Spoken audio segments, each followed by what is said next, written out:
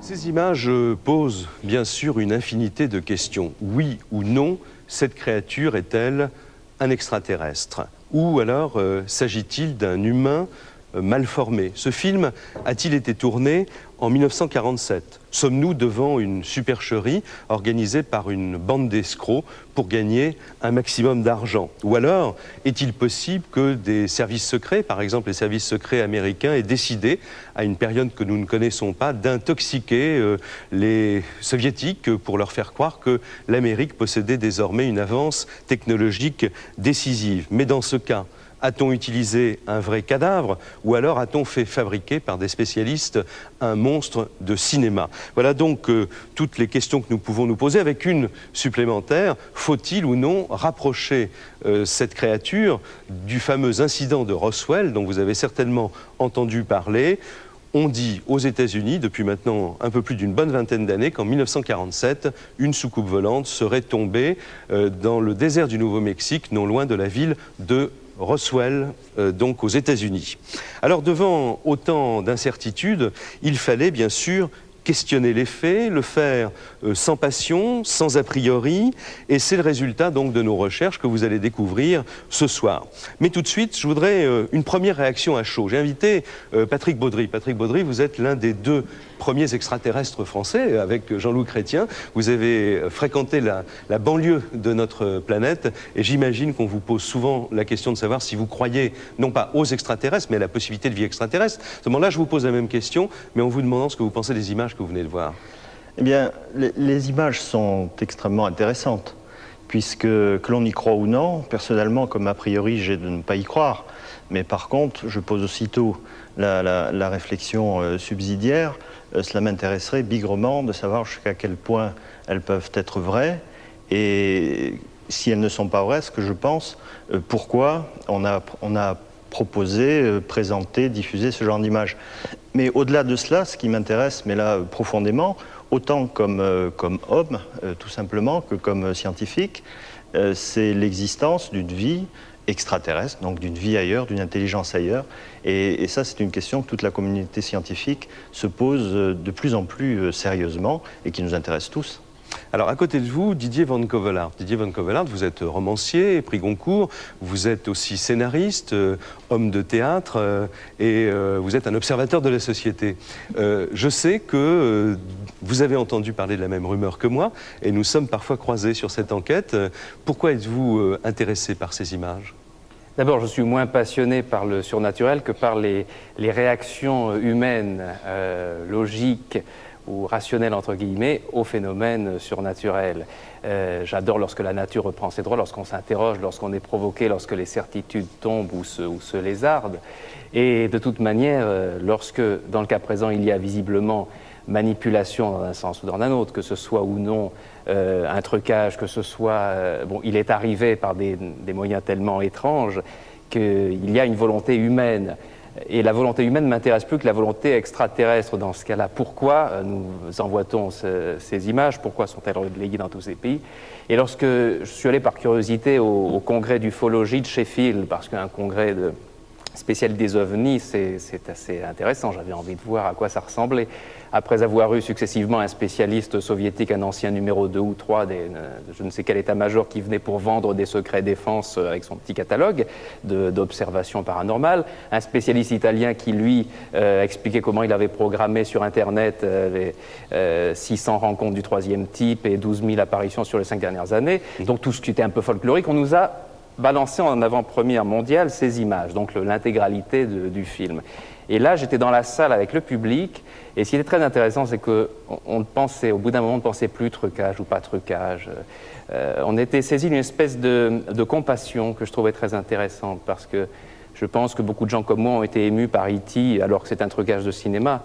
Et je trouve qu'il est plus intéressant de susciter ces compassions parce qu'on assiste à l'autopsie d'un être. C'est pas du latex farci de tripes, comme l'ont dit certains avant d'avoir vu le film, à mon avis. Donc, tous ces sentiments mêlés, bizarres et étranges ont fait qu'en sortant de ce congrès cet été, je me suis dit, ça va être formidable, cette enquête qui va démarrer, tout ce qu'on va débusquer dans les attitudes des services spéciaux, information contre information. Et j'étais très, très étonné de voir les réactions en France, ces réactions de refus journalistiques, qui ont confiné souvent à l'hystérie, à l'attaque personnelle de TF1, de Jacques Pradel. Oui, enfin, on n'est pas là pour parler de ça. Ce soir, on est là pour, au contraire, faire l'enquête et enfin la présenter aux téléspectateurs. Je ne suis pas là pour vous défendre, mais je me sens concerné dans la mesure où il m'arrive d'écrire aussi dans les journaux. Et je suis un peu gêné de voir que beaucoup de personnes ont utilisé des arguments vraiment au ras de la ceinture, au lieu de en disant que c'est ce cassette de circuler pour des raisons alimentaires et autres, alors qu'elle pose un vrai problème je crois, qui est au-delà du petit intérêt commercial qui est lié à cette cassette. Et dans une époque où on nous disait aussi, tout à coup, cet été, qu'il n'y avait plus de mystère Kennedy, finalement, il n'y avait qu'un seul tireur. Il y a eu 6 pages dans les journaux. En même temps, on nous dit, bon, rien n'a existé. Et je trouve que la goguenardise n'est pas la suspicion légitime que je préfère dans le cas d'affaires liées au paranormal. Alors, on verra tout à l'heure si les uns et les autres peuvent avoir changé d'avis. En tout cas, il demeure un fait, c'est que 27 télévisions à travers le monde ont présenté ces images à plusieurs dizaines de millions de spectateurs. Et qu'on le veuille ou non, eh bien, cet événement est devenu un événement mondial. Et je vous propose tout de suite de voir une revue de la presse internationale pour prendre connaissance des réactions justement des journaux dans ces différents pays. Le journal espagnol Cambio a des doutes sur la provenance du film de l'autopsie diffusé par de nombreuses chaînes de télévision étrangères. Sous le titre « Nouveaux indices sur la visite d'extraterrestres sur notre planète », la Epoca relance le débat sur d'hypothétiques rencontres avec des extraterrestres. Aux États-Unis, le New York Times fait état du rapport détaillé de l'US Air Force sur les débris retrouvés près de Roswell. Pour le journal USA Today, l'affaire est classée. Il s'agissait d'un ballon espion américain. Le Skeptical Inquirer relate le travail de la commission du Congrès chargée de l'enquête sur Roswell. En Italie, El Giorno estime que même 40 ans plus tard, l'autopsie de l'extraterrestre n'a toujours pas levé le voile sur Roswell. Même son de cloche pour le Giornale di Brescia, l'autopsie de l'extraterrestre reste un mystère à part entière. En Allemagne, nos confrères du Berliner Zeitung trouvent que la créature a comme un petit air de terrien. Les ufologues sont menés par le bout du nez, s'insurge le Tagesspiegel. En Russie, la Pravda version 95 s'interroge sur les visiteurs de l'espace et relate en détail le crash de Roswell, alors que les nouvelles de Moscou se demandent s'il s'agit d'un extraterrestre ou d'un mutant, victime de malformations génétiques. Le quotidien Zarubieżom titre sur 2 pages « Si c'est une falsification, c'est un chef-d'œuvre de désinformation ». Le Sunday Times britannique reprend le titre du journal de Roswell de 1947. L'armée prend possession d'une soucoupe volante. Et The Observer constate que le film de l'autopsie déroute bien des scientifiques. Enfin, le Daily Mail se demande s'il s'agit d'un vrai extraterrestre ou d'une escroquerie bien de chez nous. Si les opinions sont diverses et varient selon les pays, une chose est néanmoins certaine, la créature, quelle qu'elle soit, aura eu le mérite de relancer le débat. Alors j'imagine ce débat va s'ouvrir devant vous ce soir, que vous posez aussi beaucoup de questions. Vous pouvez poser vos questions ou nous donner vos réactions au standard SVP qui ouvre à l'instant au 49 99 88 88, précédé du 16 et du 1 si vous êtes en province. Et je vous présente tout de suite donc tous les invités que j'ai réunis sur ce plateau. D'abord, 2 confrères, Bob Kiviat et John Purdy. Bob Kiviat, lui, est mon confrère américain et il a, pour la chaîne Fox TV, réalisé l'émission américaine. John Purdy, titulaire de plusieurs Oscars comme auteur de documentaires, a lui proposé la même émission en Grande-Bretagne sur Channel 4. J'ai également demandé à des médecins d'analyser bien sûr ce document, le docteur Patrick Brown qui est chirurgien, le docteur Jean-Pierre Santoro qui est médecin légiste et qui a pratiqué plus de 5000 autopsies dans sa carrière depuis une bonne quinzaine d'années. À côté de lui, le docteur Josiane Pujol qui est chirurgien dentiste et qui est une spécialiste du crâne et de la face. Et pour savoir si ce film avait pu être tourné en 1947, oui, à côté Martin Monestier qui lui est un spécialiste des monstres, et je vous expliquerai tout à l'heure pourquoi.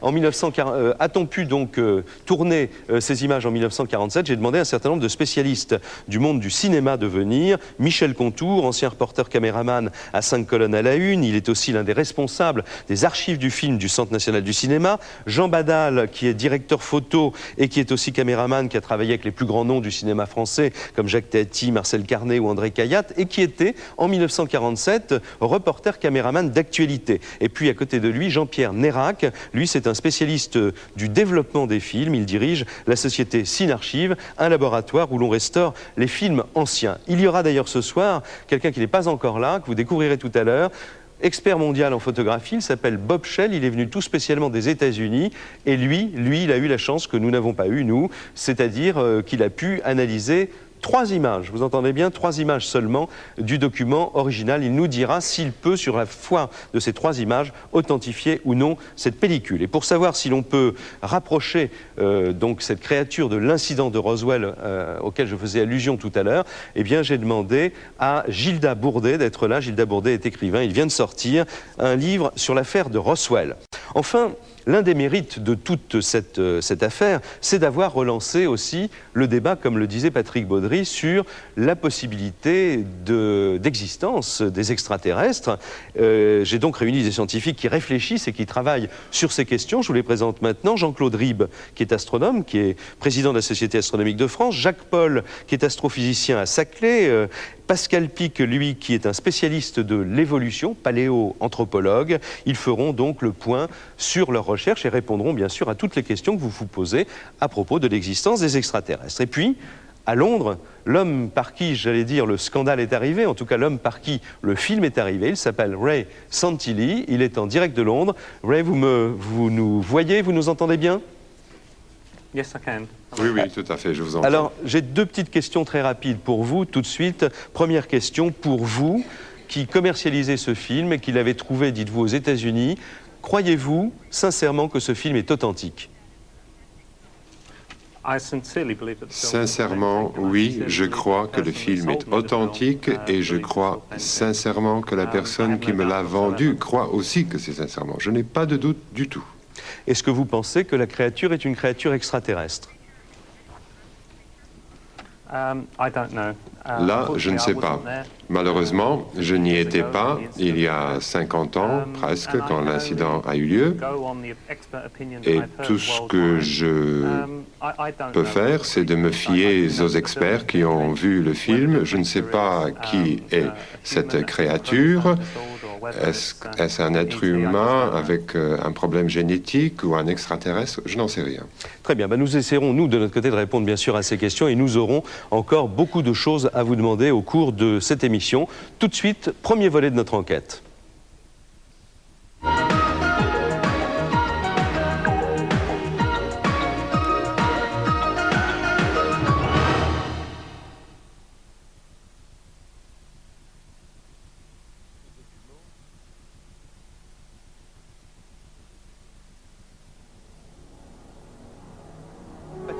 Qui était un des premiers à voir ces images.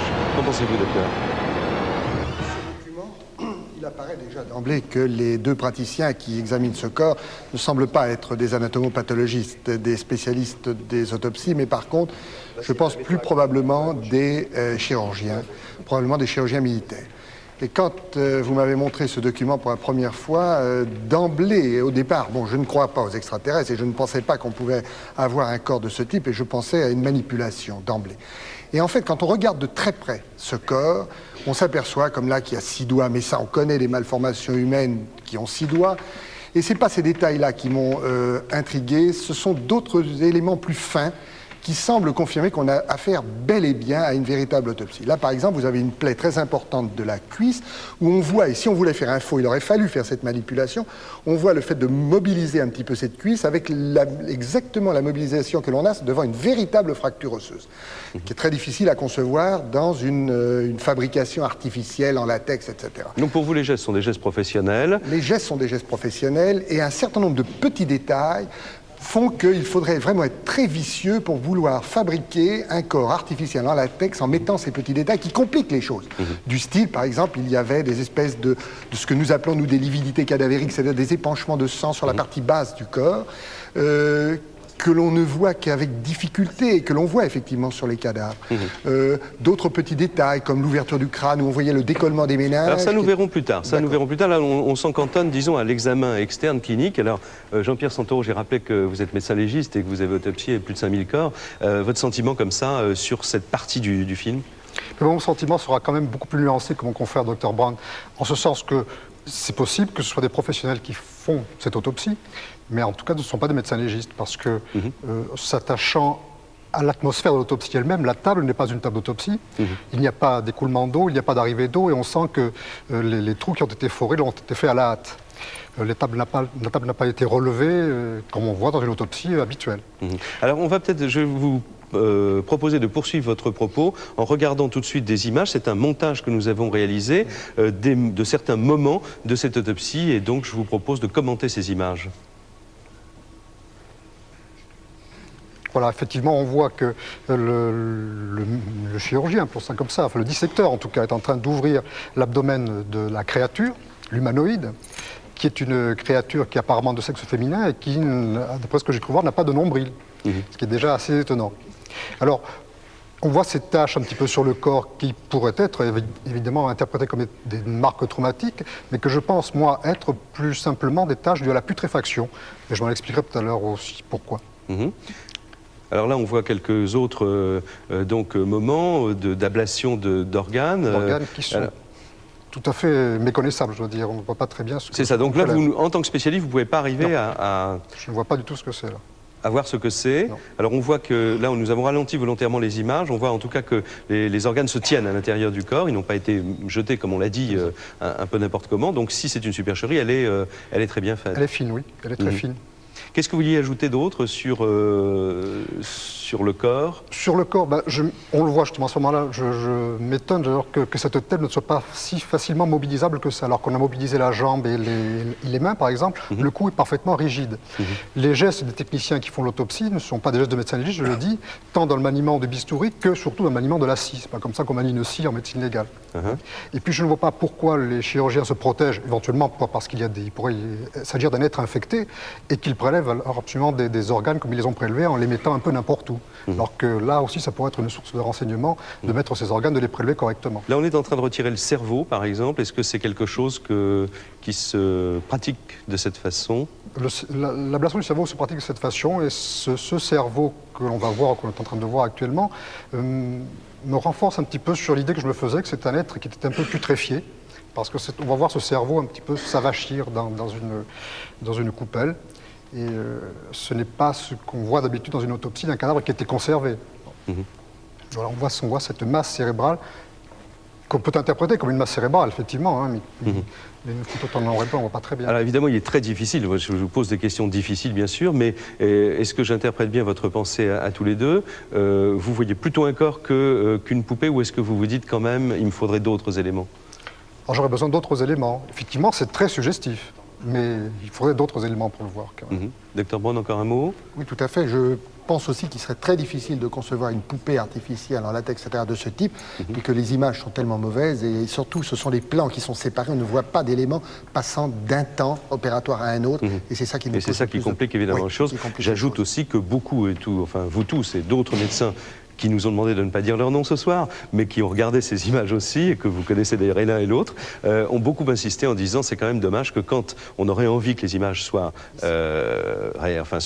claires, elles sont floues, et là on est obligé d'arrêter. Alors, il y a aussi un élément que je voudrais montrer aux spectateurs, je ne vais même pas vous demander de le commenter parce que c'est une énigme, c'est une des phases de cette autopsie. Regardez, il s'agit de la tête de la créature et le chirurgien va s'approcher et voilà, retirer une sorte de lentille. Alors est-ce une paupière? Apparemment il n'y a pas de geste pour couper cet organe si c'en est un. On a émis l'hypothèse que ça pouvait être peut-être une lentille, mais là nous ne pouvons vraiment, c'est vraiment une énigme et on ne peut rien en dire de plus. Alors maintenant, près de vous, Josiane Pujol a également travaillé donc, sur ce document. Nous vous avons fourni des photos, vous les avez mis en informatique parce que ça permet de nettoyer, disons, les contours de la créature. Ça permet de mieux voir peut-être ce qu'on ne verrait pas parce que notre attention serait distraite. Alors on va regarder ce montage. D'abord, il s'agit de la superposition d'un crâne humain sur la face de cette créature et Josiane Pujol va nous expliquer les éléments qu'elle en a retirés. Donc vous avez superposé sur votre ordinateur, voilà, un crâne, on le voit. Voilà, il s'agit d'un crâne humain standard, hein, tout à fait banal, adulte, qui a été superposé donc à une vue de profil de la créature isolée. Bon, il s'avère que ce crâne est superposable pratiquement totalement dans sa partie faciale, y compris la position du conduit auditif externe qui est très nette. Au départ, nous avions tous l'impression que l'oreille était implantée très basse, mais en fait, c'est parce que la partie supérieure et postérieure du crâne sont hyper développées et ça donne en fait une impression d'implantation très basse de l'oreille. En fait, il n'en est rien. Donc c'est soit un vrai crâne, soit, si c'est un faux crâne, il a été fait dans les règles de l'art. Il a été fait dans les règles de l'art, tout à fait. Il se superpose dans la partie inférieure, totalement un crâne humain. Alors il y a un élément, je crois, que vous n'arrivez pas à expliquer du tout, c'est la forme de l'oreille. La forme de l'oreille est... elle ressemble quand même bien à une oreille humaine, mais enfin, elle est pointue en particulier. Elle n'a quand même pas une anatomie tout à fait humaine. Alors on va voir maintenant un autre travail que vous avez réalisé toujours sur la base de photos informatiques. Regardez, là cette fois-ci c'est pour nous donner l'impression, c'est un trucage hein, bien entendu, donc informatique, qui va nous permettre de voir cet être de face. Voilà la tête va se tourner et on va presque pouvoir en tout cas avoir une idée de... Non, ça je crois qu'on a arrêté un peu tôt quand même parce qu'il y avait derrière justement ce que je m'apprêtais à décrire à la fin de ce document, je pense. Si, de toute façon, Rémi Gramac le retrouvera peut-être tout à l'heure et il me prévient le plus vite possible, on ne peut pas en parler puisqu'on ne l'a pas vu. Très bien. Alors à côté de vous, Martin Monestier, on peut se demander donc si ce corps est un corps et non pas une poupée de latex, mais on se posera cette question tout à l'heure, des effets spéciaux de cinéma. Vous avez publié un livre sur les monstres, on va voir quelques illustrations, on va voir quelques monstres humains que nous avons trouvés dans le livre sur les monstres que vous aviez publié. Quel est votre sentiment et qu'est-ce que avez-vous vu déjà un être humain de ce type? Oui, et je comprends pourquoi le producteur anglais peut jurer sur les saints évangiles que son film est vrai. Je pense, moi, que son film est vrai. Et quand il dit ne pas pouvoir jurer, par contre, que c'est un extraterrestre, mon explication est la suivante. Il s'agit, à mon avis, d'un film qui date de l'époque pour laquelle il est donné, 1947, et qui montre une véritable autopsie d'un phénomène humain. Et il faut savoir qu'en Europe, comme aux États-Unis, il n'y avait pas une ville de plus de 10 000 habitants qui n'avait pas sa baraque de phénomènes. Et que le phénomène qu'on voit sur la table d'opération n'est pas un hydrocéphale, comme j'ai lu quelque part, mais un macrocéphale, qui était le phénomène de base, c'est-à-dire la petite attraction des petites baraques foraines. Donc pour vous, c'est tout à fait compatible avec un monstre humain qu'on aurait trouvé quelque absolument. part. Et j'ai vu des films d'autopsie de monstres, puisque avec la naissance de l'information du cinéma, il existe beaucoup de films d'autopsie de monstres. Et il ne faut pas oublier qu'à l'époque, les scientifiques de très très haut niveau achetaient les phénomènes, on va dire, sur pied, pour pouvoir les disséquer devant la presse et pour pouvoir en vendre les conclusions illustrées. Donc, si vous voulez, des films de cette nature, il en existe beaucoup. Et on a à Paris... En tout cas, c'est le premier que je vois. Bon. Oui. Alors, si vous pouvez m'en fournir un pour le mois prochain, je suis écoutez, il en preneur, existe un très célèbre à Paris. C'est la séparation de Radhika Doudika, qui sont les deux plus célèbres siamois de l'histoire. C'est un professeur français qui les a séparés devant la presse internationale, par exemple. Bon, alors les siamois n'étonnent plus personne, sauf quand c'est un siamois comme celui qui passe à l'écran en ce moment, Tochi, mort en 1947. Voilà, celui-là, on l'aurait mis sur une table, il avait l'air d'un extraterrestre. D'accord. Un monstre humain, un mannequin de cinéma, un extraterrestre. Réponse de nos confrères de la télévision américaine dans un instant, puisque ces images sont passées sur la télévision américaine, sur Fox TV. Bob Kiviat, qui est présent ici, nous dira dans un instant quelles sont les conclusions auxquelles il est parvenu. Et puis nous parlerons, puisque nous serons aux États-Unis également, du fameux incident de Roswell, donc avec Gilda Bourdet, cette soucoupe volante qui se serait crashée en 1947 quelque part dans le désert du Nouveau-Mexique. On va se quitter pour une courte pause, pendant laquelle d'ailleurs vous pouvez nous appeler au standard SVP au 49 99 88 88 ou nous interroger également par Minitel sur 36 15 code TF1. À tout de suite pour la deuxième partie de notre émission. Alors, la suite de notre émission, la deuxième partie de l'Odyssée de l'étrange, entièrement consacrée ce soir à ce film étrange dont nous parlons depuis le début. Et tout de suite, une première réaction de mes confrères américains et anglais. Je vous ai présenté tout à l'heure Bob Kiviat et John Purdy. Alors, Bob, tout d'abord, puisque c'est vous qui aviez tourné l'interview de Stan Winston, nous avons tous eu finalement à peu près les mêmes réflexes professionnels pour essayer de faire parler ces images et d'avoir une opinion.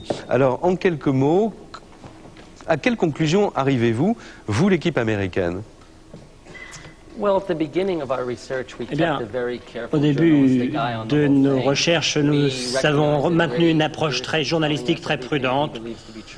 Nous avons essayé d'identifier l'origine du film, mais aux États-Unis, on s'intéresse beaucoup aux extraterrestres, et on s'était dit que si on avait des preuves sur ce cas-là, ça pouvait vraiment être une percée. Mais malheureusement, on n'a pas été en mesure de valider la réalité du film lui-même. Pas de la vidéo, mais du film lui-même. Il va falloir maintenant voir si les effets spéciaux tels qu'on en dispose aujourd'hui et si les scientifiques dont vous disposez aujourd'hui vous disent que c'est un gag, et bien c'est un gag exceptionnel. Il faut pour le moment prendre le film lui-même, tester la qualité technique du film et voir ce que l'on fait. Si ça a été fait en 1947, comme il semble dire que ce soit possible, eh bien il faut en tenir compte. Donc, il faudrait avoir le film pour pouvoir le tester le matériau du film. Malheureusement, on ne l'a pas, on n'a que la vidéo. Donc, on ne peut pas tester ce matériau, cette matière première. C'est un mystère extraordinaire pour les Américains aussi, mais tant qu'on n'a pas, qu'on n'est pas en mesure de dater le film, on n'a pas ce témoignage original. Et puis, il faut identifier aussi le caméraman qui aurait tourné ces images. Alors, bien sûr, tout à l'heure, on posera ces questions à Ray Santilli qui suit l'émission depuis Londres. Pour vous, John Purdy, une première réaction générale sur votre sentiment, les résultats de votre enquête? Très proche de ce que vient de dire Bob, nous avons suivi le même cheminement avec nos propres spécialistes, nos propres experts. Je dois vous dire que dès le début, toute l'équipe était vraiment passionnée par cette affaire. On s'est dit que c'était vraiment quelque chose de remarquable. C'est un événement. Sans pouvoir le cerner avec précision, on pensait que les experts allaient nous le dire rapidement. Et depuis cette date, on s'est un petit peu embrouillé dans un phénomène de miroir. Il y a trop de conjectures sur ce que les gens pensent. Et je suis d'accord avec Bob, il faut vraiment des preuves. Il faut de manière rigoureuse, scientifique, étudier la chose et de voir si nous ne pouvons pas déterminer si c'est un mannequin, si c'est une forme humaine et partant, si c'est extraterrestre ou de cette planète. Donc beaucoup plus de questions que de réponses, si je peux dire, de votre côté. Alors, les questions, on va continuer à s'en poser, nous aussi. Et tout à l'heure, dans toute l'énumération de questions que je posais au début, je disais, faudrait-il rapprocher éventuellement, si nous prenions l'hypothèse extraterrestre comme une hypothèse parmi d'autres? C'en est une, nous allons la considérer maintenant. Mais on pourrait se dire, mais alors, d'où nous est-il tombé du ciel, cet extraterrestre? On pourrait répondre, peut-être, quelque part, dans le désert du Nouveau-Mexique, en 1947, aux États-Unis. C'est la suite de notre enquête.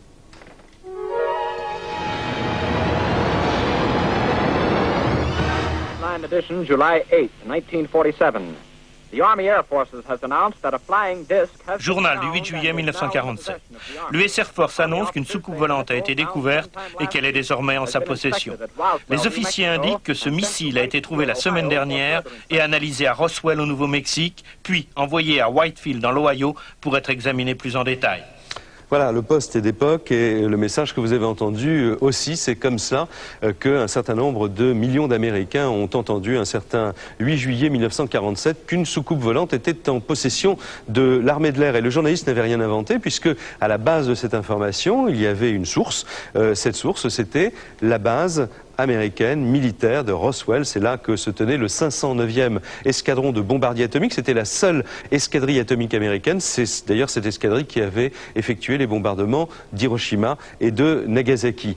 Les journaux, bien entendu, se sont emparés de cette nouvelle après les radios et les Américains qui avaient échappé à ce flash à la radio ont lu donc dans leurs journaux qu'effectivement, selon un communiqué, l'armée était en possession d'un disque volant, comme on disait à l'époque. Quelques heures plus tard, il y a eu un contre-communiqué qui est venu démentir le précédent et le commandement général des forces armées expliquait qu'en fait, les spécialistes de la base de Roswell qui s'étaient rendus sur les lieux de ce crash s'étaient trompés et avaient confondu les débris qu'ils avaient trouvés, donc ils avaient cru au départ que c'était une soucoupe volante, avec des débris de ballons météo. Voilà donc tout le début de ce qu'on a appelé l'incident de Roswell. Et puis on n'en a plus parlé jusqu'en 1978, puisqu'on avait une version officielle. 1978, c'est l'année où un certain Major Marcel, qui est un officier de renseignement, qui est l'homme du bureau enquête accident de la base de Roswell, c'est cet homme qui s'était trouvé sur place en juillet 1947 et qui avait donc touché le premier les débris qui se trouvaient sur le ranch d'un certain Mac Brazel. Or, voilà que cet homme qui n'a rien dit jusqu'en 1978 participe, alors qu'il est en retraite, à une émission de télévision. Il retourne sur place, sur les lieux, et là c'est une bombe puisqu'il dit « Ce que j'ai trouvé, c'était les débris d'un vaisseau spatial ». Nous avons retrouvé cette émission de télévision.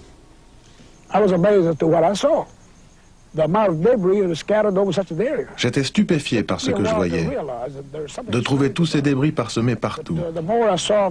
J'ai mis un moment avant de réaliser qu'il y avait quelque chose de bizarre. Mais plus je les examinais, plus je comprenais que je n'avais jamais vu de matériaux pareils de toute ma vie. J'ai essayé de les brûler en vain. J'ai essayé de les briser sans succès. Si cet événement était normal, il n'y avait aucune raison d'étouffer l'affaire. Mais si c'était un véhicule spatial, alors il y avait toutes les raisons de maintenir le secret, et ce, dès le départ. J'ai eu l'impression que l'on essayait d'étouffer l'affaire.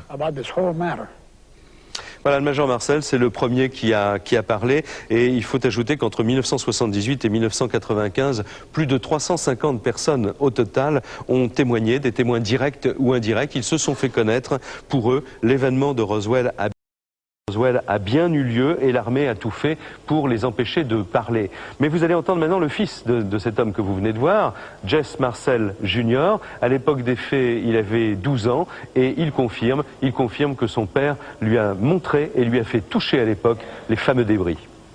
As it turns out, our house was on the way to the airbase, from the location of the... Il se trouve que notre maison était sur la route entre le lieu du crash et la base. Mon père était tellement fasciné par ces matériaux qu'à 2 heures du matin, il s'est arrêté, il nous a réveillés en nous disant « Voici des morceaux d'une soucoupe volante ». Et nous ne savons pas d'où provient cet engin. Après avoir regardé ces objets, les avoir remis dans leur boîte et portés dans la voiture, il est reparti à la base. Je ne me rappelle pas l'avoir revu pendant 24 ou 48 heures. C'est pendant ce temps-là qu'il a transporté les débris à la base de l'Air Force de Carswell à bord d'un B-29. Là-bas, les matériaux ont été réexaminés par un officier, le général Ramey. C'est là qu'a été prise la photo de mon père montrant des débris qui n'étaient pas les mêmes que ceux vus dans la cuisine cette nuit-là.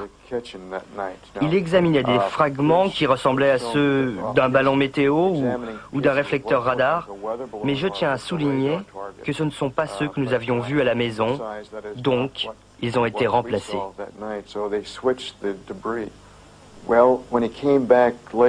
Quand il est revenu, il nous a interdit de parler de l'événement. Je n'avais pas le droit d'en parler à mes amis, et d'ailleurs, je ne l'ai jamais fait. Je n'ai jamais parlé de cela à personne. Il nous disait, c'est top secret, n'en parlez pas. Pour vos réactions à SVP, je vous confirme le numéro que je vous ai donné tout à l'heure, 49 99 88 88, précédé du 16 et du 1 auparavant. Il y a une petite erreur tout à l'heure donc dans l'inscription qui est venue sur votre téléviseur, 49 99 88 88, et le Minitel c'est 3615 code TF1.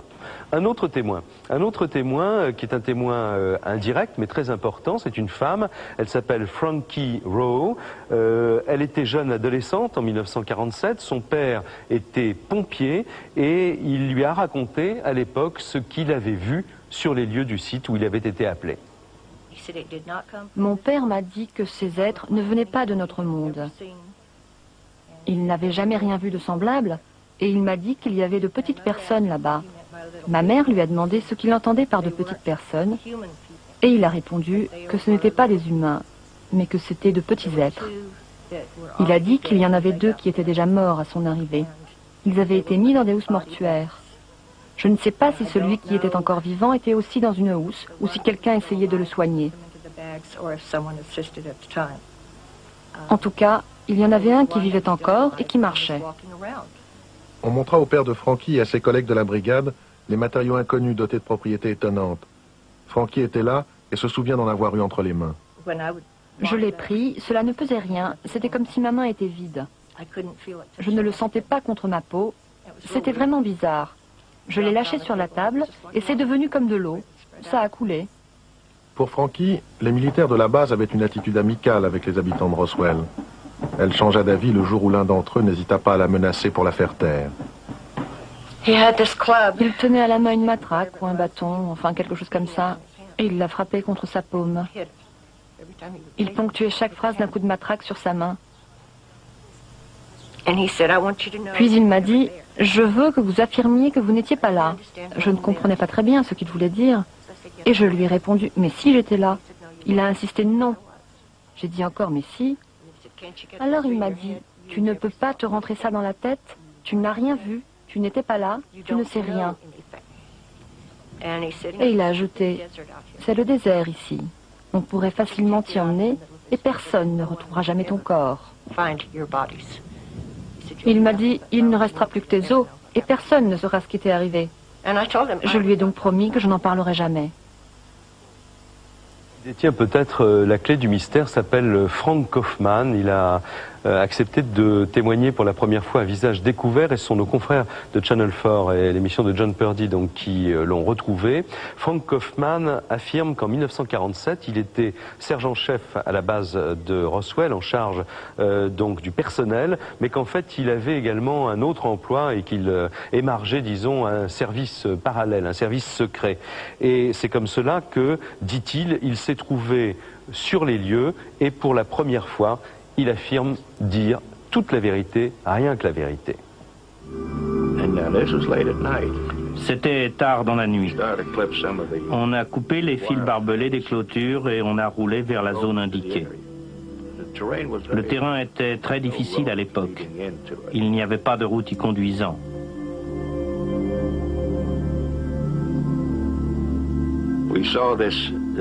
On a vu une lumière briller, un peu comme un halo ou un rayon qui fusait. Nous nous sommes avancés jusqu'à 100 ou 200 mètres de l'endroit d'où elle provenait. Nous avons compris tout de suite qu'il ne s'agissait pas d'un avion, ni d'un missile, mais d'une drôle de machine, une machine volante qui s'était écrasée dans l'arroyo.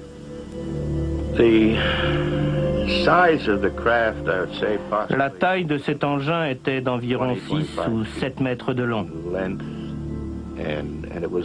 Il était original pour ces débris que pour notre créature. Alors, mon opinion personnelle, justement, c'est que même si c'est difficile à prouver, j'y crois pas trop, et je crois que s'il y avait du vrai et du faux, il y aurait peut-être un vrai corps, peut-être une histoire inventée, mais en tout cas certainement des débris qui semblent tellement des débris de science-fiction qu'on a peine vraiment à y croire.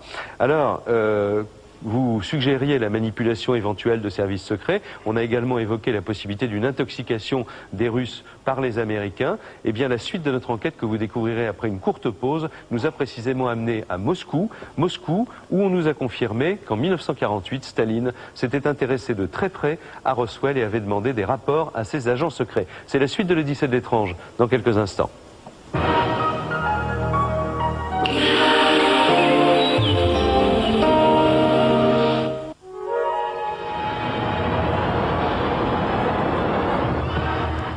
Alors l'Odyssée de l'étrange continue avec toujours donc notre standard SVP 49 99 88 88 précédé du 16 et du 1 si vous êtes en province, le Minitel 3615 code TF1. Un petit mot sur les appels qui arrivent en ce moment. Il paraît qu'on me dit que des centaines de personnes appellent pour dire que certaines photos parues dans la presse montrent la blessure de la jambe de la créature de l'autre côté. Mais je pense qu'il s'agit non pas d'une manipulation supplémentaire ou d'une intoxication et tout simplement d'une inversion, je veux dire, de photos.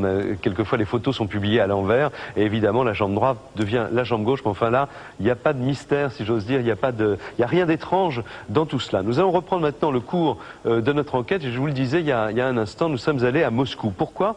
Eh bien parce que nous voulions rencontrer monsieur Valéry Bourdakov. Monsieur Valéry Bourdakov est membre de l'Académie des sciences et il a été l'adjoint, si vous voulez, du von Braun soviétique à l'époque qui s'appelait monsieur Korolev, le patron du programme spatial soviétique. Et Korolev lui a dit à cet homme que vous allez entendre que Staline l'avait convoqué au Kremlin un beau jour de 1948 pour lui demander son avis sur l'existence des extraterrestres.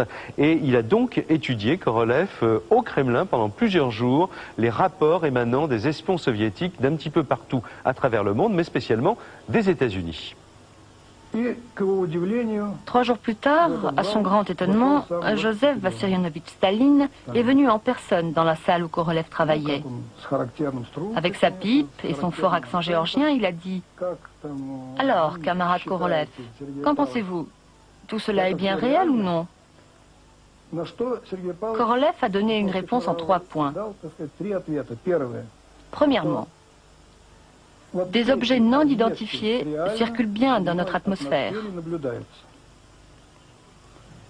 Deuxièmement, ils ne constituent pas un danger militaire immédiat pour l'URSS. À l'inverse, il faut rester vigilant pour les avions et les fusées, comme le pensent certains spécialistes.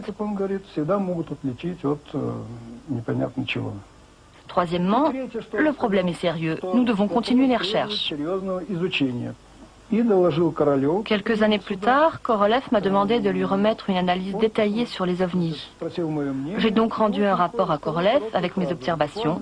Il l'a lu et m'a dit « C'est exactement ce que j'ai dit à Staline en 1948 ». Dans les rapports des espions étudiés par Korolev en 1948, y avait-il des documents sur l'incident de Roswell? Oui, il y en avait. Une partie des documents concernaient Roswell.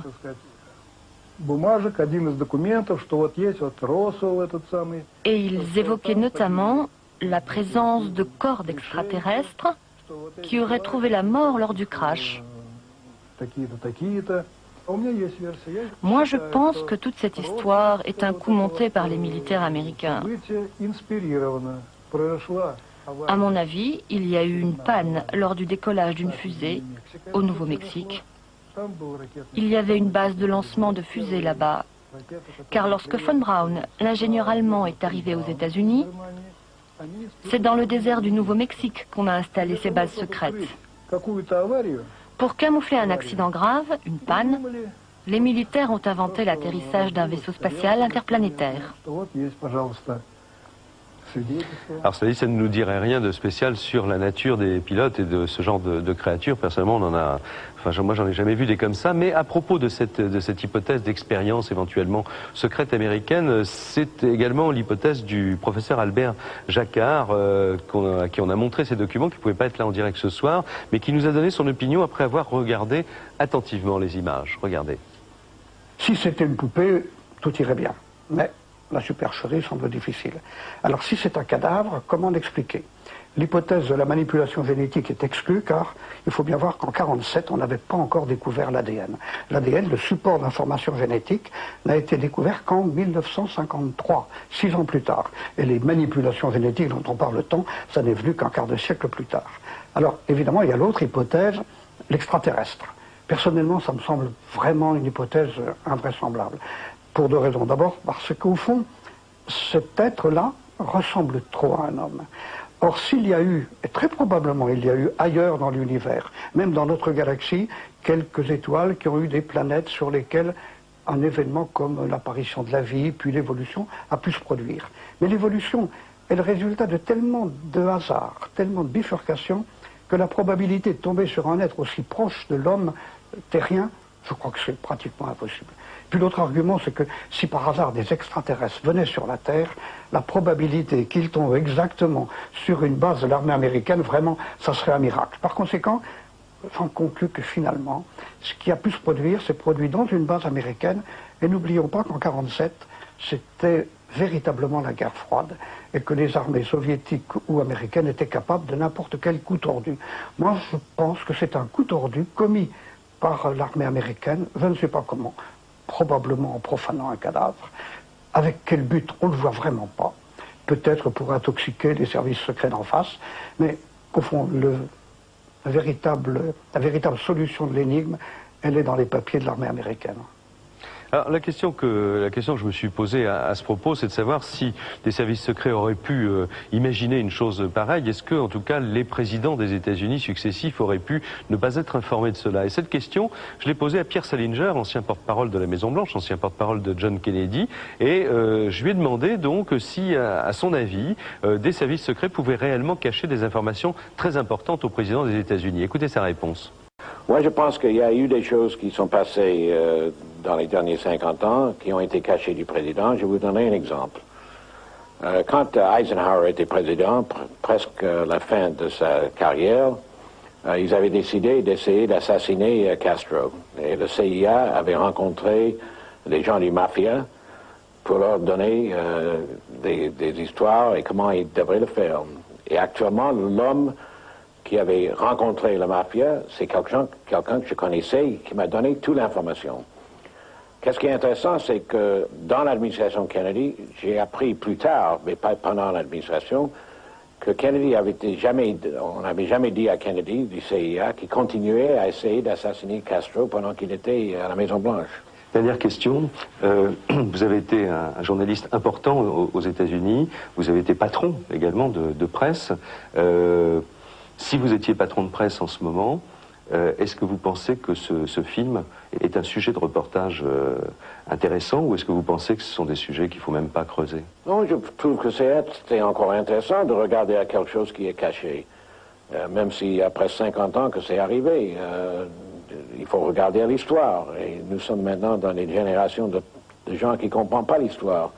Et évidemment, s'il y a une vérité qui sortirait un jour dans ça, ça aurait un effet sur le public de savoir que peut-être il y a des autres choses dans le gouvernement qui sont aussi cachées et qui devraient être étudiées par les médias. Non, je pense que c'est une bonne idée. Alors justement, nous avons continué notre enquête et nous allons passer maintenant à un volet de notre enquête toujours sous-tendu par cette question de départ, supercherie ou réalité. On peut se poser cette question à propos du corps, à propos des comédiens ou des médecins qui ont participé à l'opération. On peut également se poser la question à propos du film, du fait de savoir si ce film date bien de 1947 et du fait de comprendre aussi pourquoi ces images semblent peut-être tellement malhabiles. Alors notre enquête là de ce côté nous a amené à nouveau aux États-Unis. Nous avons rencontré là-bas un ancien caméraman américain qui a précisément travaillé non seulement pour les services secrets, mais aussi pour un grand nombre d'opérations, notamment dirigées par le Pentagone. Et il a notamment, cet homme, filmé des autopsies pendant la Deuxième Guerre mondiale, et en particulier à Hiroshima et Nagasaki. Voici ce que nous a déclaré M. McGovern. Photographier ou filmer des opérations médicales ou une autopsie demande une formation spéciale. Pour ce genre de tournage, on mettrait une caméra sur un trépied et une autre au-dessus, braquée sur le travail des chirurgiens ou des médecins légistes. Ainsi, tout serait contrôlé. Aucun mouvement de va-et-vient ne serait autorisé. Comme on dit, il ne s'agit pas de peindre une palissade avec sa caméra. Les caméramans militaires devaient identifier chaque pellicule en filmant l'étiquette sur laquelle figurait leur nom, le lieu de tournage et le numéro de la bobine. Et cela pour chaque bobine.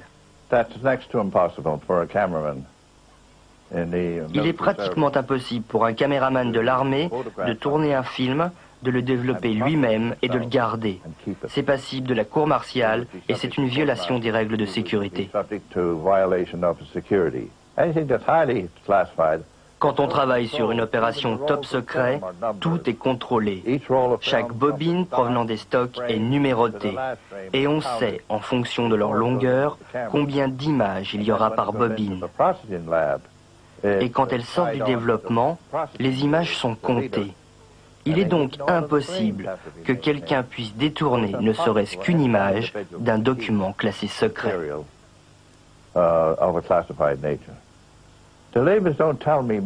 Les boîtes que vous me montrez ne m'inspirent pas confiance, car il semble qu'il y ait eu une volonté délibérée de cacher les informations importantes. Par exemple, sur ces boîtes, les numéros de série ont été dissimulés. Ces numéros permettraient de déterminer quand les bobines ont été fabriquées et à qui elles ont été vendues. Sur les étiquettes des bobines, vous ne mettez jamais « process internally », développement en interne. Il semble que ce soit un montage. Ce qui me gêne particulièrement, c'est l'étiquette sur laquelle est inscrit « filtre 85 ». Ce type de filtre n'était jamais employé pour le noir et blanc, mais uniquement pour la pellicule couleur. Mon opinion est que toute cette histoire est fausse. Elle est aussi fausse qu'un billet de $3. Alors on pourrait ajouter, ou qu'un billet d'une livre ou de 10 livres, j'ai envie de poser la question à Ray Santilli. Vous avez suivi donc ce que vient de dire McGovern. Qu'est-ce que vous pouvez répondre, Ray? Bien sûr, j'ai suivi, mais je ne suis pas un expert en la matière. Je ne sais pas comment les militaires fonctionnaient, je ne sais pas à quelle unité il appartenait. Mais le caméraman était authentique, il travaillait pour une entité spéciale dans les forces armées. Peut-être que la procédure était différente là-bas, je ne sais pas. Mais je ne suis pas un expert en la matière, je ne suis pas caméraman moi-même. Mais est-ce que vous ne pensez pas que vous pouvez avoir été abusé?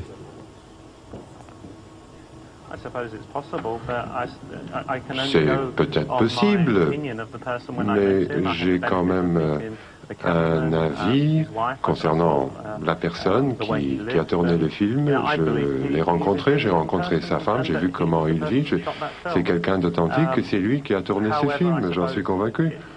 Mais évidemment, il y a toujours la possibilité que c'est une supercherie très fine. C'est possible, mais je ne pense pas. Alors, j'ai demandé à mes confrères américains et anglais s'ils ont des questions à vous poser à ce propos.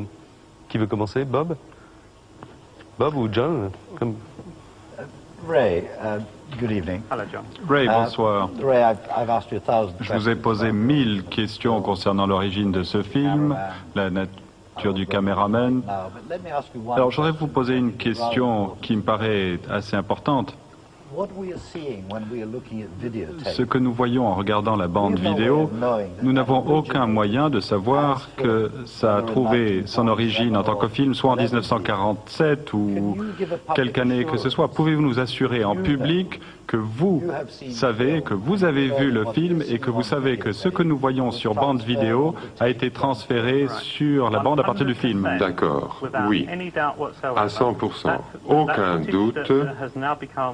Ces images qui sont tellement controversées maintenant ont de la pellicule comme source, comme origine. Je l'ai vu moi-même et je suis étonné, vous l'avez dit plus tôt vous-même, je suis étonné que les experts qui ont analysé le film n'ont pas pu le vérifier à partir de leur analyse de cette vidéo originale qui a été distribuée. Mais l'origine, c'est une pellicule. Une question subsidiaire. La question à 1000 francs. Pouvez-vous nous expliquer succinctement pourquoi vous n'êtes pas en mesure de donner à Bob ou à moi-même un clip du film d'origine pour analyse? Bon, nous avons eu cette conversation maintes fois déjà. J'ai donné tout ce que j'ai pu donner. J'ai donné quelques images à différents médias. Vous n'êtes pas satisfait à cause des images qui se trouvent là-dessus, mais je ne contrôle pas la situation à 100%. Il y a d'autres acteurs, d'autres intervenants, donc c'est difficile. Il sera peut-être possible de distribuer un peu plus tard. Mais pour l'instant, je fais tout ce que je peux et malheureusement, je ne peux rien donner de plus à l'heure actuelle. Mais je suis très déçu que les experts ne peuvent pas répondre à plus de questions. Très bien, alors on reviendra à d'autres questions à Ray Santilli tout à l'heure, parce que d'abord nous avons ici Bob Shell, je vous l'ai dit au début de l'émission, qui a eu très peu d'images et qui va nous en parler, mais tout d'abord, je vous ai dit, j'ai réuni des spécialistes français. Alors d'abord, j'ai ici cette caméra, cette caméra que je vous montre, que vous découvrez avec moi. Jean Badal, c'est une caméra qui est certainement très proche de celle qui aurait servi à tourner ce film, s'il y a bien un film au début de notre histoire. J'ai dit que vous étiez caméraman d'actualité en 1947, alors j'ai en fait une question à vous poser. Est-ce que vous auriez tourné comme l'homme qui est censé avoir tourné ces images? J'aurais tourné avec grand plaisir un film, mais je ne pense pas que c'était tourné par un caméraman. Parce que je crois que je connais beaucoup de caméramans de l'armée américaine, de l'armée rouge, de l'armée française. J'ai tourné moi-même. Et un caméraman, il a deux grandes capacités. D'abord, il a des yeux, il voit des choses qu'il y a devant lui. Et deuxièmement, il a des mains, il sait utiliser une caméra. Il sait utiliser une pellicule. Si quelqu'un sait charger une pellicule dans cette caméra, dans ce cas-là, il sait faire la mise au point et son caméra ne doit pas bouger. Le trépied, c'est très important, mais très souvent, des caméramans, nous travaillons à la main et notre caméra ne bouge jamais. J'ai photographié M. Kennedy dans sa voiture, je n'avais pas de trépied, ma caméra ne bougeait pas. D'accord, donc vous pensez-vous que sur ces images, c'est un amateur ou c'est quelqu'un qui fait comme si c'était un amateur ou comme si c'était une situation tellement exceptionnelle que... Certainement, ce n'est pas quelqu'un d'un caméraman, parce que point de vue de mise au point de film n'est pas bien fait. Tous les mouvements, pour moi, sont faux, de temps en temps, sautent. Et le contraste de pellicule noir et blanc, n'oublions pas que le pellicule noir et blanc, 1947, c'est 100 ans déjà. Le cinéma, 50 ans.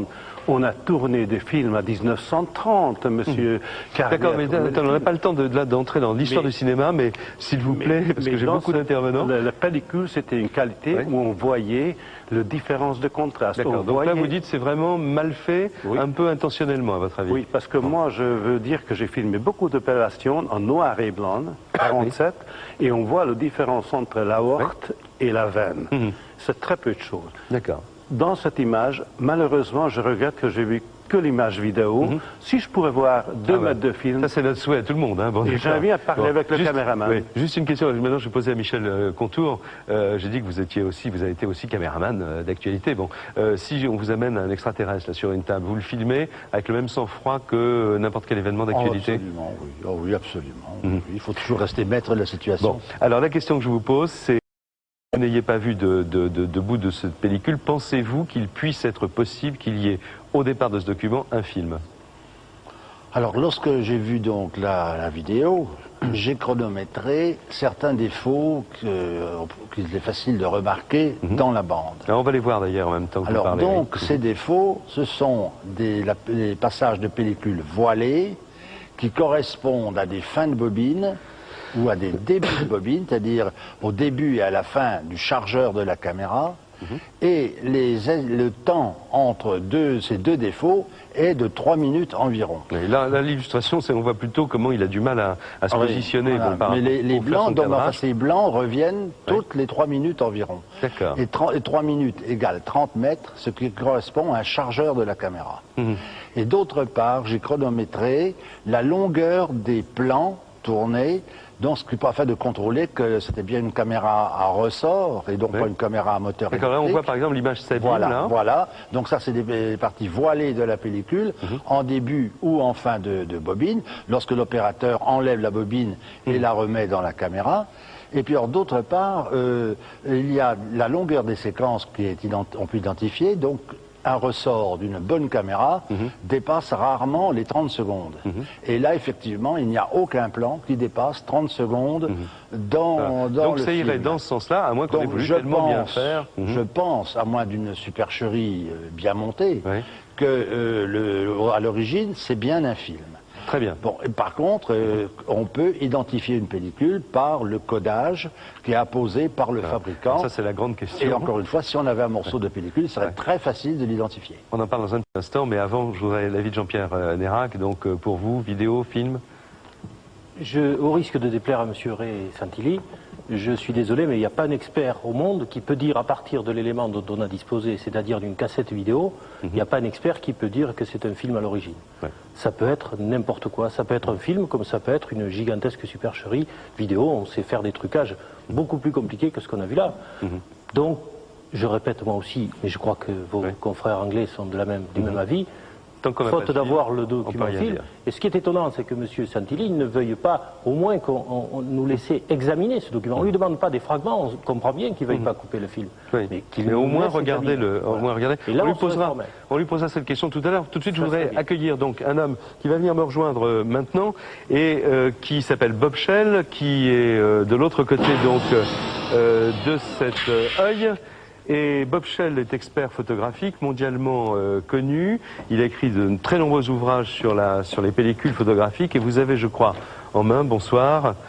Bonsoir Bob. Vous avez en main, voilà, ceci que nous avons photographié avant donc l'émission que vous allez voir peut-être sur votre écran, puisque Rémi Gramac va vous le montrer. Ce sont les 3 petites images, donc les 3 seules petites images que vous ayez eues. Alors s'il vous plaît, Bob Shell, pouvez-vous nous dire quelles sont les conclusions auxquelles vous êtes arrivé en tant qu'expert? Eh bien, ce morceau de pellicule, n'a pas été fait après 1957. C'est une base, un matériau qui, à partir de cette date, on a utilisé du plastique. Donc le codage montre un carré et un triangle. Donc le film à ce moment-là ne pourrait, si on avait un tel codage, le film n'aurait pu être fait qu'en 1947. Mais je n'ai pas ce codage-là, donc je ne sais pas. Mais, donc curieusement, vous avez très peu d'images, mais vous n'avez pas le codage qui vous permet d'être sûr à 100%. Non, avec ces trois images, je ne peux pas vous donner une réponse à 100%. Il faudrait une bande de pellicule plus longue pour avoir le codage. Et est-ce que vous êtes certain que ces 3 images font bien partie du film que nous avons vu, en tout cas qui est reporté sur vidéo? Ces 3 images apparaissent au début de la vidéo, avant la véritable autopsie, avant que la caméra se relève pour présenter la créature. On voit ces 3 images. Mais là, évidemment, on ne peut pas vérifier, simplement en regardant la vidéo, s'il s'agit bien d'un film continu d'une seule et même pellicule. Donc vous êtes, comme tout le monde, vous êtes également preneur auprès de Ray Santilli de tout morceau de pellicule supplémentaire. Monsieur Santilli, voilà, il est là. Qu'est-ce que vous pouvez répondre également à Bob Shell? En fait, la réponse est la même qu'à la question de John Purdy. Mais pour revenir à ce qui a été dit par le caméraman militaire, il avait dit qu'il aurait filmé d'une autre façon. Il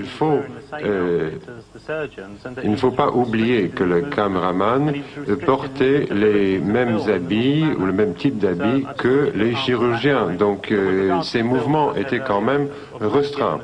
Mais en ce qui concerne la pellicule, j'ai donné tout ce que je peux pour l'instant. Très bien. Alors, je vous propose d'aller vous asseoir avec vos confrères du cinéma français qui vont être très intéressés, allez-y, qui vont être très très intéressés à découvrir ce film ici, voilà, par ici.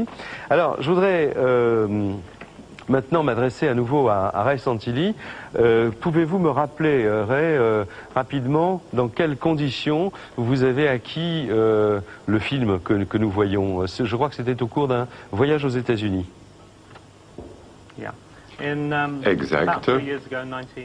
Il y a à peu près 3 ans, c'était en 92, je suis allé au Cleveland, dans le Ohio. Apparemment, il y avait la possibilité d'acquérir des images d'ensemble musical. Je suis allé avec un directeur de Polygram pour rencontrer un disc jockey qui travaillait dans cette région et il nous avait dit qu'il pouvait éventuellement nous vendre des images d'Elvis Presley. Finalement, on n'a pas pu acheter quoi que ce soit, mais étant dans la région, on a dit à droite et à gauche qu'on voulait acheter quelque chose d'intéressant et le caméraman en question a pris contact avec nous à l'hôtel où nous étions. Il avait travaillé comme caméraman freelance dans les années 50. Il avait tourné quelques stars du rock'n'roll à l'époque. Oui, notamment Elvis Presley, Pat Boone, Bill Haley. Il avait plus de 80 ans. C'était un monsieur très bien, on était tout à fait satisfait de l'authenticité de sa profession et suite à l'acquisition de ces images musicales, quand il nous avait dit qu'il avait quelque chose concernant ses autopsies, je suis allé chez lui. D'accord. Mais donc vous m'aviez parlé la première fois qu'on s'est rencontrés, j'ai donc d'ailleurs conservé ces enregistrements, mais comme vous êtes là en direct, nous n'avons pas passé l'enregistrement. Vous m'aviez parlé d'un concert en 1955 qui réunissait Pat Boone, Bill Haley et Elvis Presley. C'était la première apparition publique d'Elvis Presley en 1955 dans une high school, dans une université, vous confirmez? Alors, nous sommes allés... C'est pas tout à fait ça, en fait. Nous avons pris l'avion aux États-Unis pour acheter ces images d'un projet qui s'appelait Pied Piper of Cleveland. C'était effectivement Pat Boone, Elvis Presley. On n'a pas pu acheter ces images, mais étant sur place, nous avons rencontré un caméraman qui avait tourné des images d'Elvis Presley et en fait cela On l'avait acheté pour faire un documentaire. Et c'est le même cameraman qui nous a vendu les images de Roswell. Très bien. Alors, je vais être obligé de vous contredire légèrement parce que nous sommes allés aux États-Unis. Nous avons rencontré le disc-jockey auquel vous faites allusion, qui s'appelle Bill Randle. Il est avocat aussi et ancien disc-jockey. Oui, tout à fait. Animateur de radio, c'est bien lui, voilà. Et il a coproduit ce film auquel vous venez de faire allusion avec Universal donc Pictures, et ce film donc qui présentait Elvis Presley, Bill Haley, Pat Boone lors de concerts donc dans les lycées de Cleveland, dans l'Ohio, en 1955. Et il a donc très bien connu le caméraman qui a filmé ces images. Et la suite de l'histoire, il va nous la raconter. En 1992, le 4 juillet pour être exact, j'ai rencontré Ray Santilli de Merlin Productions. Et il y avait aussi Gary Schofield de Polygram. C'était au club de l'université de Cleveland. La seule chose que j'ai vendue à Ray Santilli, qu'il a ensuite cédé à Gary Schofield, ce sont les bobines d'un film intitulé The Pied Piper of Cleveland, tourné en octobre 1955 à Cleveland et provenant des archives d'Universal News. Et je leur ai seulement vendu une option leur donnant un droit d'achat sur ce film. Jack Barnett, c'est le nom du caméraman qui est venu à Cleveland 4 jours pour tourner ce film. Qu'est devenu Jack Barnett? Jack Barnett est mort. Quand? Il y a des années de cela. Donc, il ne peut pas être celui qui se présente au téléphone comme étant le caméraman qui a filmé un extraterrestre. Jack Barnett? Jack Barnett parlant à quelqu'un aujourd'hui, ce serait l'événement le plus important depuis le procès de O.J. Simpson. Il parlerait d'outre-tombe. Voilà. Et Jack Barnett, j'ajoute pour les téléspectateurs français, avant de donner la réponse à Ray Santilli, s'est présenté sous ce nom en téléphonant à un certain nombre de personnes, notamment Philippe Mantle, qui est un spécialiste d'OVNI en Grande-Bretagne. Est-ce que vous avez eu également un Jack Barnett, l'un ou l'autre, au téléphone? Vous, Bob? Oui. Oui, lorsque j'ai rencontré Ray pour la première fois, j'étais journaliste à la télévision et j'avais dit à Ray que s'il existait un tel caméraman, eh bien, on pourrait peut-être parvenir à le contacter nous-mêmes. Eh bien, Ray a fait en sorte que ce caméraman nous appelle. Et il nous a appelés juste avant de passer à l'antenne. Et malheureusement, je n'ai pas été en mesure de lui parler directement. Et il a pu parler simplement à un de mes assistants. Et moi, je vais demander à mon assistant de demander à ce caméraman de nous rappeler par la suite. Et maintenant, ce que je voudrais demander à Ray, si c'est possible, c'est de penser au journalisme pendant une seconde et de se dire qu'il y a bien quelqu'un qui va essayer de remonter cette histoire et il serait vraisemblablement préférable de nous en faire part un peu plus maintenant plutôt que plus tard on découvre autre chose. Parce que je crois que Ray est quelqu'un de très intègre et je voudrais qu'il réfléchisse à cela. Parce que finalement, un jour ou l'autre, on va retrouver la réalité des faits. Oui, votre réponse alors, Ray? Tout d'abord, je suis ravi que vous avez trouvé Bill Randle parce qu'il confirme une partie très importante de mon histoire. Mais ce n'est pas en fait de lui que j'ai acheté quoi que ce soit. J'avais acheté une option. Et c'est en cherchant ce morceau de pellicule qui concernait Universal, effectivement, que nous avions rencontré le caméraman qui nous avait contactés. Il n'a rien à voir avec Bill Randle, mais c'est grâce à Bill Randle que nous l'avons rencontré. Donc pour vous, vous nous dites ce soir qu'il est toujours vivant. Mes chapeaux à TF1 pour une bonne recherche. Ouais, d'accord. Ah bah, écoutez, le caméraman est en vie. Oui, il est en vie, donc vous confirmez qu'il est en vie et qu'il existe. Absolument, oui, oui. Et pourquoi ne donnez-vous pas plus de films, de pellicules d'époque? On vous a posé la question tout à l'heure, et de ce côté-là, nous nous sommes posé dans notre équipe une question toute bête. Nous nous sommes dit, Ray Santilli est effectivement quelqu'un de charmant et de tout à fait ouvert, et qui veut toujours nous aider, mais qui nous dit de temps en temps, bah, je ne peux pas faire plus que ce que je peux faire. Alors on s'est dit, s'il ne nous donne pas de pellicule, c'est certainement parce que peut-être il ne peut pas nous donner de la pellicule. Et nous avons donc cherché qui pouvait posséder cette pellicule. Et vous savez que depuis le début de l'histoire, on parle d'un certain Volker Spielberg, qui est donc à la fois une de vos relations et quelqu'un qui vous a aidé, vous l'avez dit dans plusieurs interviews, à acquérir ce document aux États-Unis, car ce caméraman, s'il existe en tout cas, a vendu assez cher ces images. Et donc le résultat de notre enquête, que vous allez découvrir maintenant avec nous, tendrait à prouver que M. Spielberg possède effectivement les originaux du film dont nous voyons la copie vidéo, sachant qu'il travaillait dans une société qui fait de la vidéo à Hambourg. Nous nous sommes rendus sur place. Et voici la suite de notre enquête. En Allemagne, à Hambourg, à l'adresse de la société de Volker Spielberg, une société spécialisée dans la vidéo musicale, toute activité a cessé. Ses anciens collaborateurs et ses voisins ne savent absolument pas où il se trouve actuellement et affirment qu'il a quitté Hambourg du jour au lendemain. Volker Spielberg a été localisé dans un autre pays d'Europe et nous avons pu le joindre au téléphone. I want to be left alone. I'm a collector. I want to be out, and I want to have no contact with nobody regarding this matter because this is my personal thing. Volker Spielberg nous a confirmé qu'il possédait bel et bien les bobines originales de la soi-disant autopsie de l'extraterrestre. Il a aussi affirmé avoir en sa possession d'autres bobines d'un film inédit montrant une seconde autopsie. Quand nous lui avons demandé de nous confier quelques images des pellicules afin de les analyser, Volker Spielberg nous a répondu qu'il en parlerait avec Ray Santilli. À ce jour, nous n'avons toujours pas pu obtenir une seule image. Enfin, nous lui avons dit que si le film était vrai comme il l'affirmait, il appartenait certainement à l'humanité tout entière. Il nous répondit qu'il n'était pas sensible à cet argument. Il a rajouté qu'il ne voulait absolument rien avoir à faire avec les journalistes.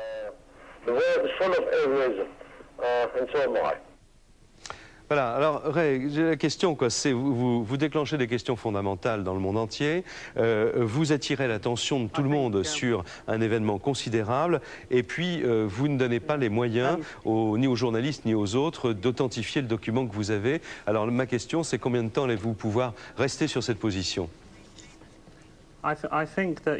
Vous savez, ce dernier extrait que nous avons vu justifie mon approche et justifie la façon dont je mène cette campagne.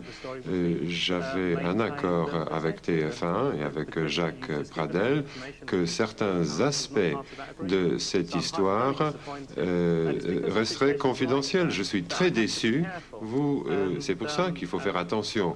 Vous aviez promis que ces choses-là, certaines choses ne seraient pas dévoilées, et jusqu'au moment où ce n'est pas mûr pour tout dévoiler, nous n'allons pas le faire. Oui, mais nous n'avons pas les mêmes intérêts. Nous sommes redevables devant le public de lui proposer des histoires crédibles. Et si nous avons donc mené notre enquête directement sur le terrain, c'est parce que cela faisait des semaines que nous vous demandions d'entrer en contact avec M. Spielberg et que votre réponse était toujours la même. Demain, peut-être, je vais voir, il n'est pas là, il va rappeler, etc. Or, nous avons une émission, c'est ce soir. Et donc, nous avions besoin d'un certain nombre de réponses. Et j'ajouterai, si vous me le permettez, en m'excusant auprès de vous de mon indélicatesse, mais d'après l'enquête que nous avons menée, M. Spielberg n'est pas un collectionneur de films.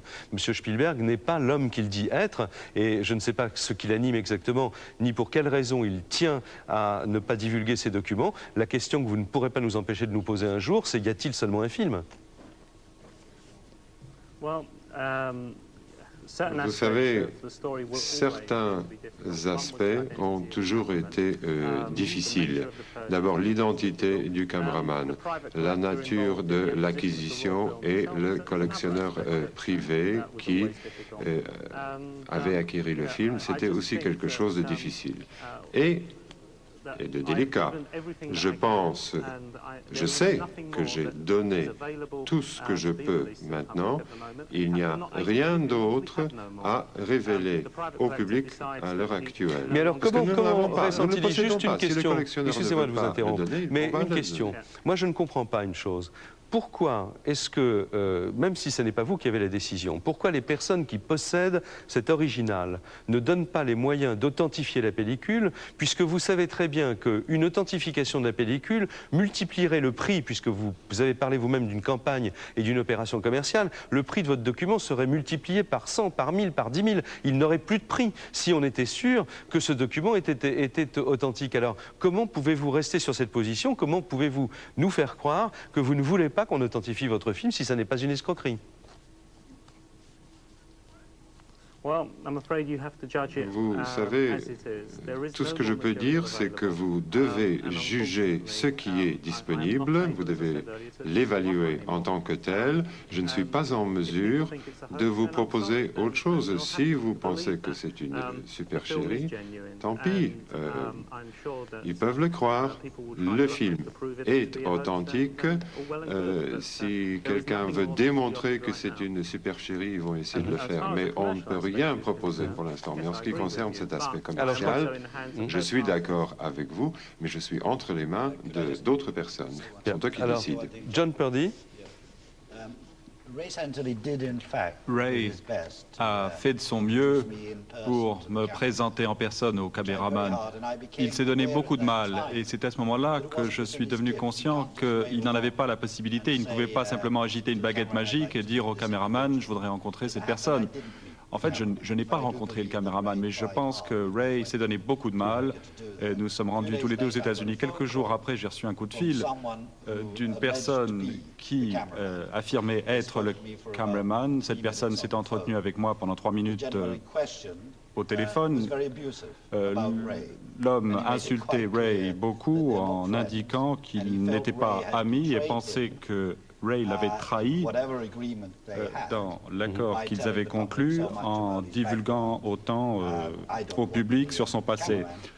Je ne sais pas ce que faisait le caméraman, je ne sais pas, à ce jour, je n'ai pas les moyens de savoir si c'était véritablement le caméraman qui m'a parlé ou s'il ne s'agissait pas d'une supercherie à laquelle participait Ray. Je ne pense pas que ce soit le cas, je ne pense pas qu'il se serait donné autant de mal sans résultat, simplement pour faire cela, pour cette supercherie. Je voudrais vous poser la question suivante à Ray. Pourrait-il, une dernière fois, faire en sorte que je rencontre ce caméraman? Ma réponse à cette question est la suivante. Je suis prêt à coopérer avec les autres. Je suis prêt à faire tout ce que je peux faire à condition de bien contrôler la situation et de ne pas faire du tort aux autres. C'est ça qui me préoccupe énormément. Oui, mais enfin, vous dites que vous êtes surtout un intermédiaire, en fait. Délicat. Vous dites que vous êtes un intermédiaire et d'après nos informations, on s'apprêterait à commercialiser une deuxième autopsie. Et là, je crois qu'à ce moment-là, il n'y aura plus aucune crédibilité à cette affaire et je crois qu'on travaillait tous dans le même sens, en fait. Alors, on ne va pas pouvoir continuer là tout de suite cette conversation parce que je suis également redevable du temps et j'ai une émission qui suit et j'ai d'autres invités scientifiques à qui j'ai demandé de venir nous rejoindre pour parler des possibilités de vie extraterrestre et je souhaiterais que cette partie de l'émission puisse se faire également. Donc je vous propose, Ray-Santilli, encore un peu de patience. Une pause publicitaire. Nous nous retrouvons ensuite pour la dernière partie de notre émission. Nous commencerons par le point scientifique sur les possibilités de vie extraterrestre par ceux dont c'est le travail quotidien. Et ensuite, nous consacrerons quelques minutes à la fin de l'émission à de nouvelles questions. À tout de suite.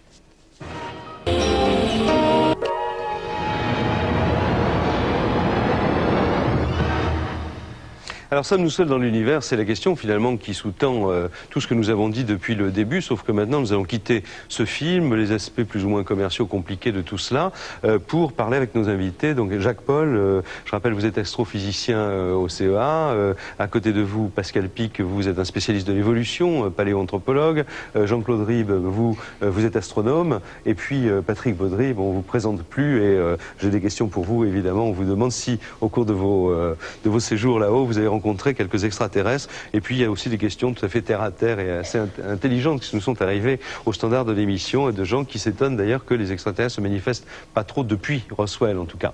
Alors d'abord, Jacques-Paul, si les extraterrestres existent, nous demandent un certain nombre de correspondants, où vivent-ils et surtout comment ferait-on ou comment fait-on pour essayer de les mettre en évidence, de les découvrir? Et ça, je crois que c'est un travail, notamment au CEA, que vous effectuez. Absolument. Si les extraterrestres existent, ils habitent sans doute sur des planètes. C'est pas absolument nécessaire, mais enfin, on n'a pas trouvé encore quelque chose de mieux pour abriter la vie. D'ailleurs, ça a bien marché sur la nôtre. Alors maintenant, toute la question est de savoir comment peut-on découvrir des planètes. Et ça, c'est très difficile. Il faut bien se rendre compte que quand on essaye de rechercher une planète, on a à côté une étoile. Et une étoile, c'est très brillant. Une planète, ça ne l'est pas du tout. Donc, il faut disposer de moyens aptes à masquer la lumière de l'étoile et pour ainsi faire ressortir celle de la planète.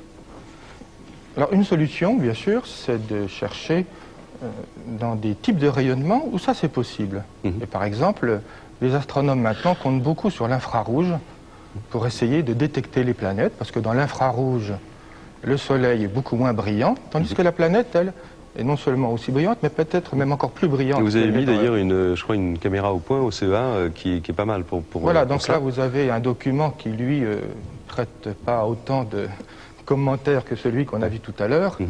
Il a l'avantage d'ailleurs d'être reproductible. C'est une des bases de la science, essayer de reproduire quelque chose. Donc cette image d'un disque de poussière autour d'une étoile, n'importe qui peut la refaire en ce moment, à condition bien sûr de disposer d'une caméra infrarouge aussi perfectionnée. Et ça nous dit quoi, ça, ce document qu'on a vu? Alors, ce document, c'est un premier pas vers la façon dont on pourra, j'espère d'ici une vingtaine d'années, découvrir et observer les premières planètes. Il s'agit d'un disque de poussière qui entoure une étoile, un peu comme notre Soleil à nous est entouré d'étoiles. Et quand on regarde ce cliché, ce qui est très intéressant, c'est que le centre du disque est vide de poussière. Comme donc si vous cette pensez là poussière qu'il y a, avait été balayée en quelque sorte. Donc vous pensez qu'il y a des systèmes de planètes et il y aurait un quelque système chose qui est proche planétaire de qui chez aurait nous, donc balayé cette poussière, un peu comme dans notre propre système solaire. Les planètes intérieures ont balayé la poussière qui n'apparaît que sous la forme de ce qu'on appelle la lumière zodiacale. Alors ce qui est très intéressant dans ce que vous nous avez dit quand on a préparé l'émission, c'est que là, très récemment, il y a eu des découvertes scientifiques successives qui nous disent qu'il y a quand même pas loin, 40 années-lumière, ça fait quelques kilomètres, mais pas loin, finalement, des systèmes planétaires où pourraient se trouver des intelligences extraterrestres, ou en tout cas où on pourrait trouver la vie. En tout cas, si il y a des intelligences extraterrestres, elles sont sur des planètes. Les plus proches de chez nous sont les plus intéressantes parce qu'on pourra les étudier de près, voir si elles ressemblent à la Terre. Malheureusement, c'est pas tout de suite. Voilà, on en est pas sûr pour l'instant. On en est encore assez loin. Imaginez que le cliché que je vous ai montré représente un effort comme voir une luciole en plein soleil à 3 km. Pour vous montrer le contraste qu'il y a entre la lumière éclatante d'une étoile et la pauvre petite lumière d'une planète. Donc ça, c'est pas évident, effectivement. Alors, Jean-Claude Rive, s'il y avait des extraterrestres, c'est une question qu'on nous pose, c'était l'autre partie de la question que je posais à Jacques-Paul, où seraient-ils? Vous avez une idée s'ils étaient chez nous, dans notre galaxie? Dans notre galaxie, oui, sûrement, puisque notre galaxie, c'est 150 milliards d'étoiles et c'est vraiment une grande banlieue. Ou alors plus près, alors mais plus près, sans doute. Bon, bien sûr, la première étoile se trouve à 4 années-lumière de nous, l'étoile la plus proche du Soleil, ce qui veut dire, pour des voyages avec des procédés, disons, civilisés, des dizaines d'années, probablement, de voyage. Donc, c'est très très loin un voyage. Mais alors, l'intérêt, c'est que, actuellement, on ne peut pas concevoir pour l'avenir proche d'aller se déplacer, d'aller voir des gens très loin. En revanche, s'ils sont intelligents, s'ils sont développés comme nous le sommes, c'est-à-dire qu'ils ont passé au moins notre stade où ils sont capables de communiquer par radio, par télévision, comme nous le faisons, à ce moment-là, nous pouvons recevoir des signaux. Et depuis maintenant 35 ans, il y a des programmes d'écoute systématiques faits par des astronomes. Il n'y a pas eu de résultat encore. Il n'y a pas encore eu de résultat. Enfin, parce que... vous, disons qu'avec les bases scientifiques que vous avez, on n'exclut pas la possibilité qu'il y ait dans certaines parties de notre univers proche. Je le trouvais plus catégorique. J'ai lu dans un journal, je ne sais plus si c'était dans l'Info Matin, là, il y a quelques temps, des propos plus catégoriques. Oui, vous êtes plus prudent parce que vous êtes à la télé? Non, pas du tout. Non. J'allais dire, quand vous dites on n'exclut pas, j'allais dire, je crois que le consensus scientifique, c'est qu'il est hautement probable qu'il y a de la vie abondamment dans l'univers.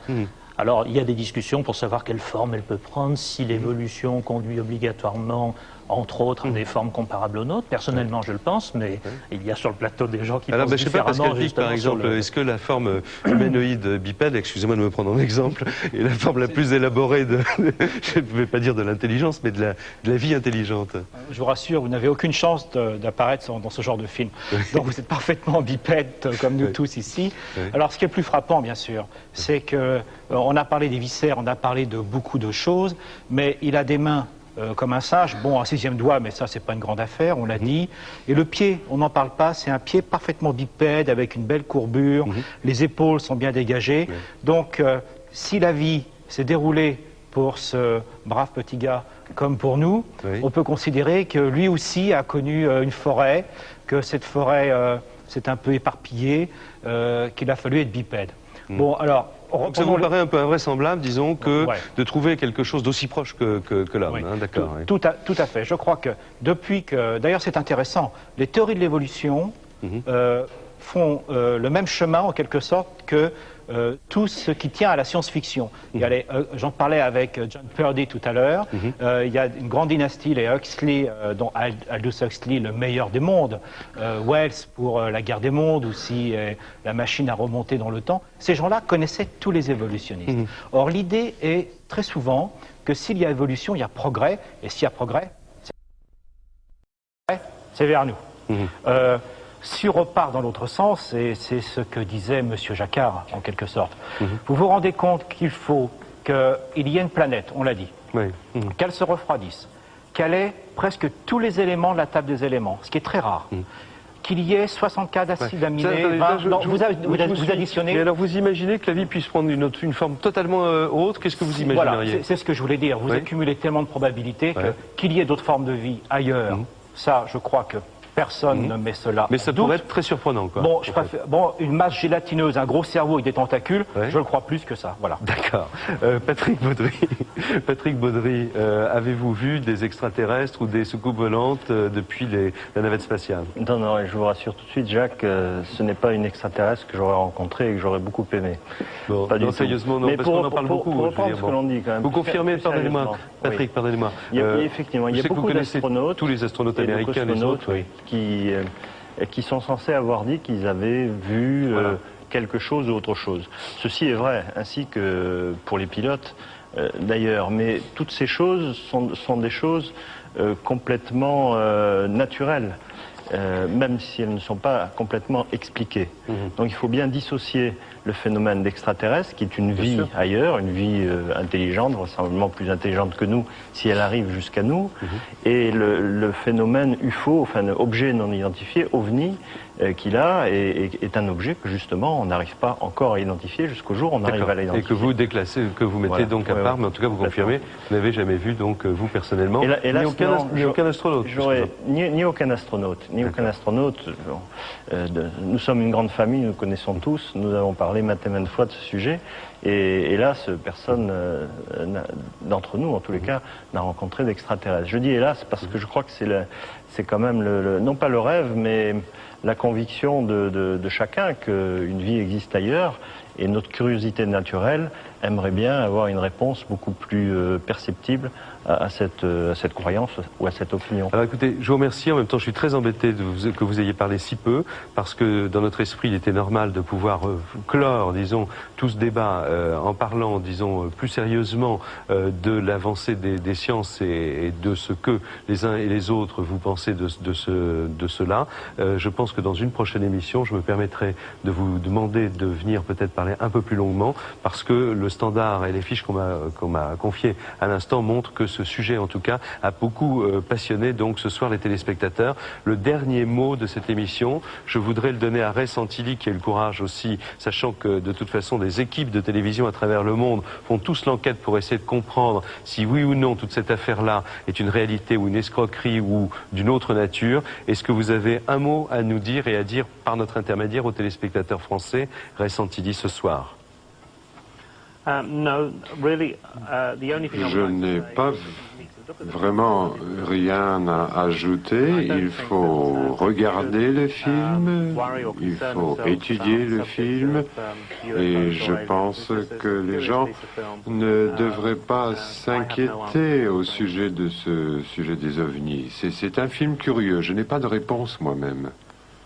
Très bien, alors on en reste là pour ce soir, et si vous souhaitez nous montrer un jour une autre autopsie d'une autre créature, faites-le, mais amenez-nous quand même la pellicule originale ce jour-là. Je pense qu'on en parlera hors émission. En tout cas, merci beaucoup d'être venu. Merci donc à mes confrères anglais et britanniques, et je peux vous dire en tout cas que nos enquêtes, les uns et les autres, continuent, et que dès que nous aurons du nouveau, et nous y travaillons, eh bien, vous en serez les premiers avertis. Voilà, je vous dis bonsoir. Dans un instant, vous allez retrouver Christophe de Chavannes, puisque c'est comme un lundi ce soir. Merci d'avoir été fidèle à notre rendez-vous. Je vous donne rendez-vous dans un mois, et si vous souhaitez donc entrer en contact avec nous, vous allez nous écrire à l'adresse qui va apparaître maintenant sur votre écran. Bonsoir et à dans un mois.